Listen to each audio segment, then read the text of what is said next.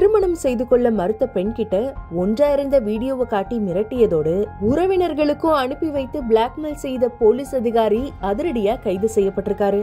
குடிபோதையில குடியிருப்பு வாசிகளிடம் தகராறு செய்த விவகாரத்துல நிபந்தனை ஜாமீன்ல வந்த சில நாட்கள்லயே மீண்டும் கைது செய்யப்பட்ட சம்பவம் பரபரப்ப கிளப்பிருக்கு. சென்னை கோயம்பேடு போக்குவரத்து காவல்துறையில போக்குவரத்து காவலரா பணிபுரிந்து வந்தவர் தான் ஆனந்த். மாங்காடு அடுத்த மௌலிவாக்கம் ராஜராஜன் நகர் பகுதியில் இருக்கக்கூடிய அடுக்குமாடி குடியிருப்புல வசித்து வந்த ஆனந்துக்கு ஏற்கனவே திருமணம் முடிந்திருக்கு.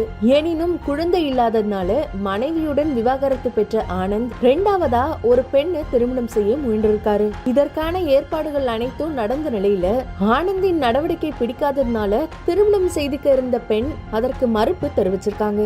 இவரு திருமணம் செய்துக்க இருந்த பெண் திருமணத்துக்கு மறுப்பு தெரிவிச்சதுனால ஆனந்த் குடிச்சிட்டு குடியிருப்பு வாசிகள் கிட்ட தகராறு செய்யறது, வீடுகள் மற்றும் வாகனங்களை அடித்து உடைக்கிறது, குடியிருப்புல இருக்கக்கூடிய பெண்கள் கிட்ட தகாத முறையில நடந்துக்கிறது போன்ற செயல்ல ஈடுபட்டு வந்ததா கூறப்படுது.